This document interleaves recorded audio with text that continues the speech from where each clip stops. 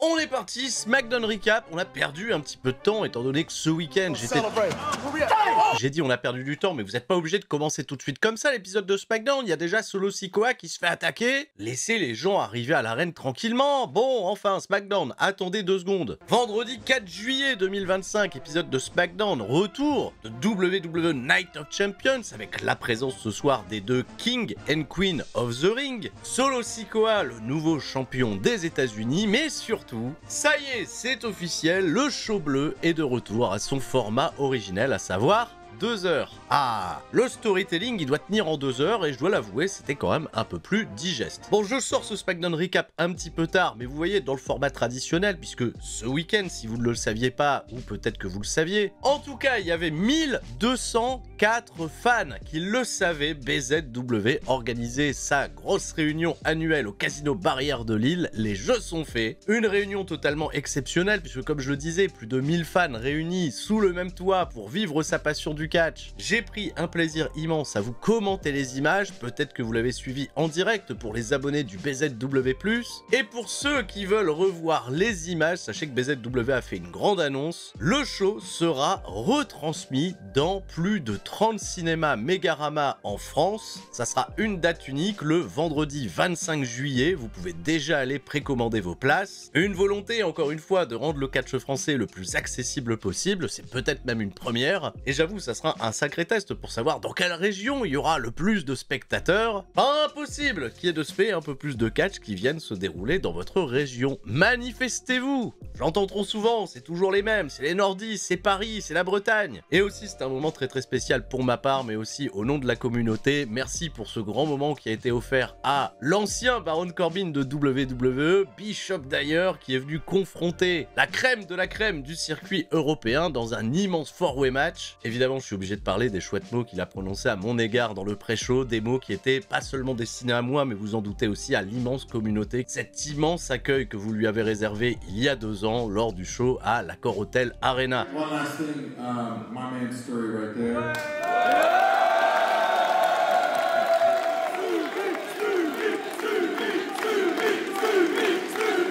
He supported me. He's one of the ones that reached out to get me out here.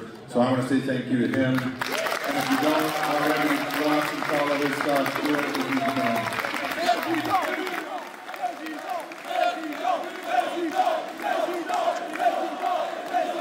Et avant de refermer cette nouvelle page d'actualité du catch en France, vous savez toujours à quel point ça me tient à cœur de vous parler de ce qui se passe dans notre pays. Il y a pas mal de rendez-vous importants pendant l'été, le catch ne prend pas de vacances. Et pour ma part, je serai très probablement présent lors du gros show BZW APC French Touch qui se tiendra à Gennevilliers le 30 août. Bobby Lashley sera l'un des invités d'honneur. Et pour la petite info, Gennevilliers, c'est juste à côté de Nanterre. Il paraît qu'il y a un gros week-end catch sur notre territoire qui est prévu à cette période. Et bah c'est l'occasion d'aller soutenir encore un petit peu plus le catch français parce qu'avec votre support, avec cette énergie que vous donnez, vous montrez à chaque fois que le catch français intéresse et les catcheurs français intéressent également. Et ça sera, je pense, le gros dossier de l'été. Coucou Aigle Blanc, même si rien n'a été officialisé, on est déjà tous très fiers de toi.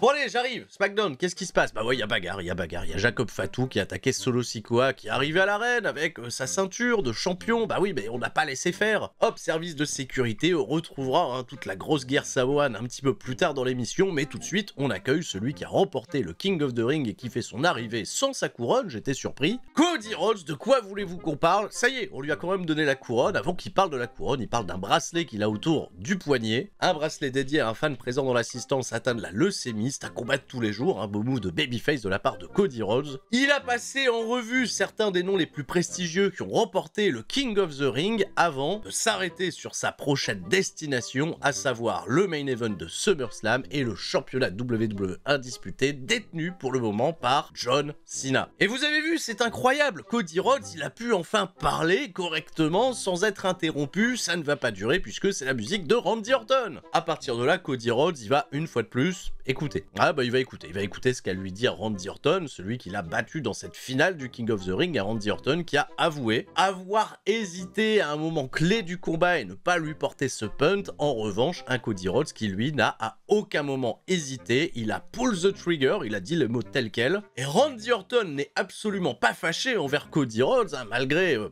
côté des fois un peu controversé de certaines des attaques de Cody Rhodes. Au contraire, c'est quelque chose qu'il a beaucoup respecté. T'as été capable de faire ce que j'ai pas été en mesure de faire, alors promets-moi une chose, j'ai pas perdu pour que ça ne serve à rien, bat John Cena dans ce main event de SummerSlam, ramène le championnat à la maison et on aura peut-être l'occasion à nouveau de s'affronter. Et là hop, nouvelle musique, et ben c'est Drew McIntyre. Et ouais, Drew McIntyre a fait son retour et Drew McIntyre a commencé à se moquer des politesses que se font Randy Orton, Cody Rhodes. Qu'est-ce que c'est que ces gens un peu trop émotifs, un peu trop sensibles? Heureusement que le mal alpha est de retour. Alors Drew McIntyre, il va souhaiter également bonne chance à Cody Rhodes parce que celui qui veut affronter un jour pour le championnat indisputé de WWE, c'est pas John Cena la fraude, c'est Cody Rhodes. Il sait que c'est une affiche toute spéciale à ses yeux parce que c'est deux parcours assez similaires, deux catcheurs qui ont dû quitter la WWE pour se reconstruire en dehors de son système et revenir encore plus fort, et c'est vrai que c'est une affiche qu'on attend à un moment donné tout particulièrement. En revanche, il a plutôt qualifié Randy Orton de quelqu'un d'un petit peu trop sentimental, d'un peu trop soft, d'un petit peu trop désormais. Ah je sais pas, là le Legend Killer, là il le sent plus trop bien, il le sent plus aussi impactant qu'à l'époque. Et il est déçu parce qu'il avait affronté ce Randy Orton il y a quelques années, c'était pas du tout l'impression qu'il dégageait de lui. Non, le Randy Orton d'aujourd'hui, il est devenu un peu faible et ça plaît pas bien évidemment à Randy Orton qui va sortir out of nowhere un magnifique RKO sur Drew McIntyre. Cody Rhodes, il a donc assisté à tout ça sans dire encore une fois le moindre mot et on est reparti en coulisses pour la suite du programme. Randy Orton, Drew McIntyre, bon allez je le dis tout de suite, s'affronteront à la fin de la semaine lors de cette édition spéciale de Saturday Night's Main Event, samedi 12 juillet, je le rappelle.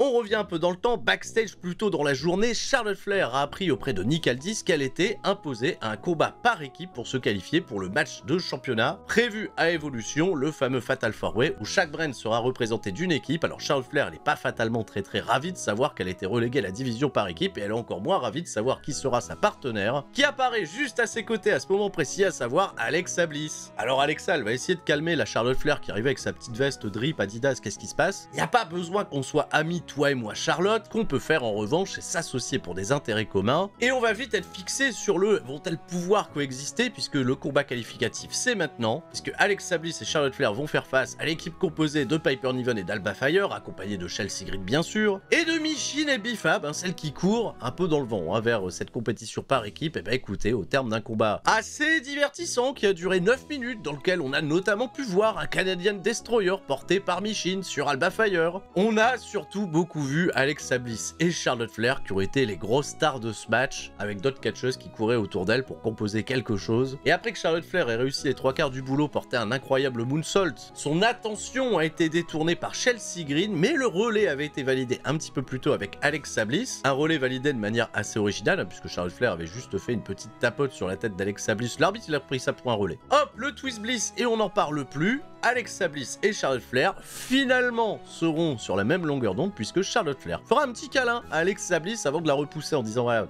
te contente de ça pour le moment mais pas plus. Un match qui restera pas dans les annales mais qui était suffisant pour écrire la suite de l'histoire. Pour Bifab et Michin par contre ça a l'air mal barré leur quête vers les championnats par équipe.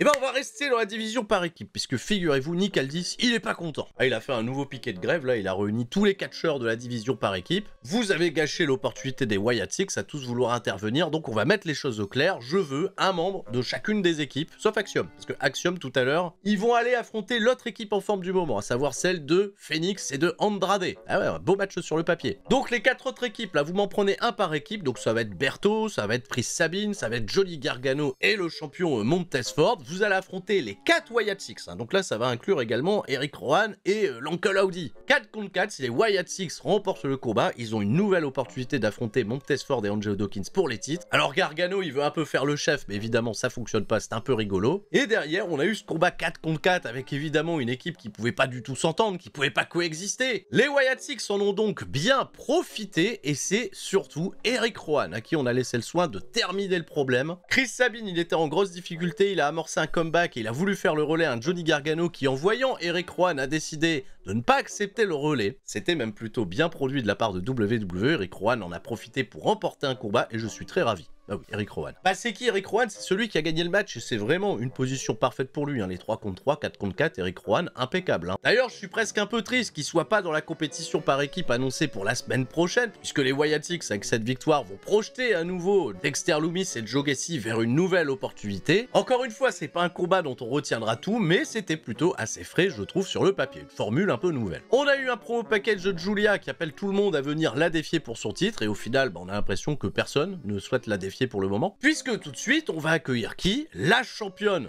WWE Woman, Tiffany Stratton, qui a conservé son titre la semaine passée contre Nia Jax au terme de ce combat Last Woman Standing. Désormais, elle se projette à affronter celle qui détient la couronne de Queen of the Ring, à savoir Jade Cargill, qui perd pas beaucoup de temps pour faire son arrivée. Elles se font quelques politesses et Jade Cargill a hâte d'affronter Tiffany Stratton dans le cadre où elle reste championne d'ici SummerSlam, et c'était la passe décisive pour faire venir sur le ring quelqu'un qu'on n'attendait pas fatalement. Trish Stratus, et ouais, Trish Stratus, la légende, qu'on n'avait pas revu depuis le Elimination Chamber à Toronto. Trish Stratus se pointe au ring, et figurez-vous que Trish Stratus, elle a dit: il y a un show 100% féminin qui arrive à la fin de la semaine, j'aimerais bien que mes enfants me voient un jour championne. Alors comme Trish Stratus et Tiffany Stratton, elles ont eu cette petite association dans la route du précédent WrestleMania, et ben on va faire un match. Est-ce qu'elle mérite Trish Stratus? Bah oui, elle mérite, c'est une légende enfin, bah oui, elle a pas eu de combat qualificatif, elle a pas besoin de momentum enfin, puis Tiffany Stratton elle est d'accord. Et puis Jade Cargill, elle a l'air d'accord. D'ailleurs, Jade Cargill, on la retrouvera un petit peu plus tard backstage croiser cette même Trish Stratus. Elle lui dit: dans le cas où t'es championne, pense qu'à SummerSlam, va falloir remettre le couvert et ça sera une autre paire de manches face à moi. Oula, Trish Stratus contre Jade Cargill, c'est pas un match que j'ai envie de voir aussi particulièrement. Enfin bref. Et Jade Cargill, elle s'est fait attaquer derrière. Bah ouais, la Trish Stratus, elle est partie, elle s'est fait attaquer par Naomi et sa mallette. Mallette également customisée, ça y est, enfin, toutes les mallettes sont customisées désormais. Alors Naomi, elle s'est barrée après avoir ricané et son rire est toujours aussi drôle. Et Nick Aldis est arrivé à ce moment-là, il fait: il se passe quoi? Il se passe quoi? Bah Jade Cargill, elle est pas contente. Donne-moi un match face à Naomi. Bah on le fait. Ah ouais, allez. Évolution. Allez, encore un match sur le papier. Hop, on n'a pas de temps à perdre, hein. Faut mettre des matchs sur la carte de WWE Evolution et puis SmackDown, ça dure plus que 2 heures.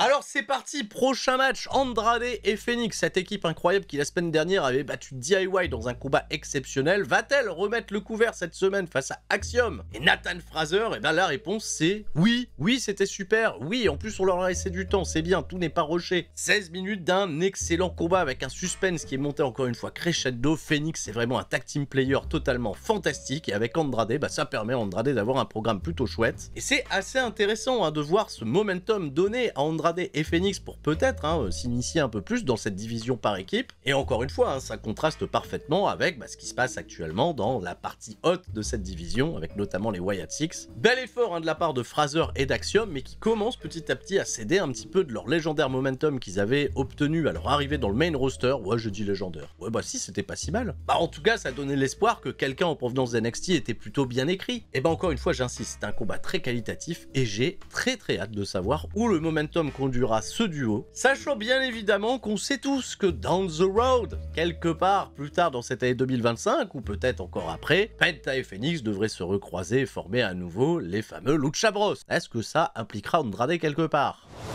Avant de passer au main event d'ailleurs que je vous ai même pas annoncé puisque après ce qui s'est passé plus tôt dans la journée, Jacob Fatu doit se trouver un partenaire pour faire face à JC Matteo et Solo Sikoa. Bon bah le partenaire, hein, il y en a pas 12 000 à aller chercher, bah c'est Jimmy Uso. Alors attention, la semaine dernière j'avais dit que c'était un peu bizarre qu'à Night of Champions, Jimmy Uso se soit absolument pas mêlé du business de Jacob Fatu. Quelqu'un dans les commentaires m'a dit bah oui c'est normal parce que Jacob Fatu il a dit à Jimmy Uso t'as pas besoin de te mêler de mon business, j'ai pas besoin de ton aide. Jimmy Uso lui avait répondu la même chose, mais ils étaient quand même restés sur un terrain où tout le monde se respectait. Donc est-ce que Jacob Fatu, il va en vouloir à Jimmy Uso de pas être venu l'aider? Bon, on l'a très vite compris, quand ils se sont croisés backstage, ils étaient bien contents de s'associer pour aller faire face à JC Matteo et Solo Sikoa. Bon, cherchez pas un sens incroyable à l'intrigue de ce fait. Juste de la vengeance, des Samoans contre des Samoans, enfin à moitié Samoa, il y a des Tongiens et il y a surtout JC Matteo, hein, Jeff Cobb qui lui vient de l'île de Guam. Mais avant de partir dans la review de ce dernier combat de la soirée, ils se sont croisés backstage. Damian Priest et Aleister Black se sont à nouveau échangés quelques petits mots au sujet de quelqu'un qui est absent cette semaine, Ron Killings. Aleister Black, il a obtenu ce qu'il voulait, à savoir un match contre Ron Killings la semaine prochaine. Black, il a dit à Damian Priest qu'il était peut-être un petit peu trop gentil lui en ce moment. Mais attention, la violence appelle la violence. Damian Priest a répondu à Aleister Black qu'il était peut-être pas si gentil que ça, mais que la semaine prochaine, R-Truth allait s'occuper d'Aleister Black. Il en est capable. Mais il avait déjà dit ça la semaine précédente et je l'avais pas véritablement cru. Alors Alors Solo Sikoa, c'est parti, JC Matteo, il n'y a pas de Tangaloa avec eux, il y a encore moins de Hikuleo, même si plutôt on les a vus tous ensemble couper une petite vignette pour dire qu'ils allaient dominer la WWE et que Jacob Fatu allait regretter de pas être à leur côté. Et Hikuleo, j'ai oublié de le dire, ça y est, c'est officiel, il s'appelle désormais Tala Tonga. Je l'avais déjà dit? Je l'avais dit à Night of Champions? Je sais plus si je l'avais dit. Alors j'ai trouvé que c'est un match qui a été assez rapidement expédié. Moins de 9 minutes sur le papier, hein, quand tu penses qu'il y a une coupure publicitaire où il s'est pas fatalement passé grand chose à part de la hit, on a juste eu le gros tag. Jacob Fatu il a fait son net et Jacob Fatu, bah figurez-vous qu'il a remporté le combat en portant son moonsault sur le champion lui-même, Solo Sikoa. Un grand sourire sur la tête de Jacob Fatu parce que c'était un petit goût de revanche pour lui, mais il a pas voulu s'arrêter là, il a été débarrassé la table, il a voulu passer Solo Sikoa à travers et finalement, à Tala Tonga il est arrivé, il a violemment corrigé tout le monde, Tangaloa est arrivé lui aussi et là le 4v2 il a tourné en faveur, bah oui, de l'équipe de Solo Sikoa, qui n'a d'ailleurs toujours pas été nommée. On sait pas, la Bloodline 2.0, la Bloodline 3.0. À quoi qu'il en soit, ils ont repris pour terminer cet épisode le move du Shield 1.0, à savoir la triple powerbomb portée par Tala Tonga sur Jacob Fatu à travers la table des commentateurs.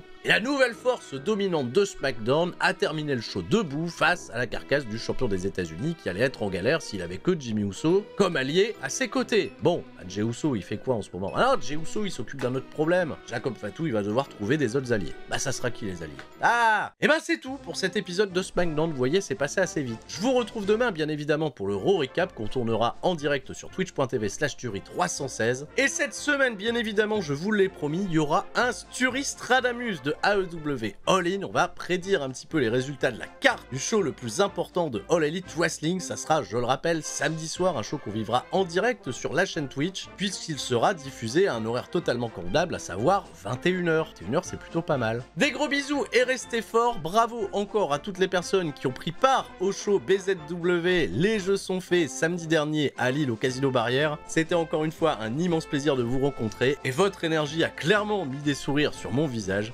Merci à tous, passez une excellente semaine et restez forts.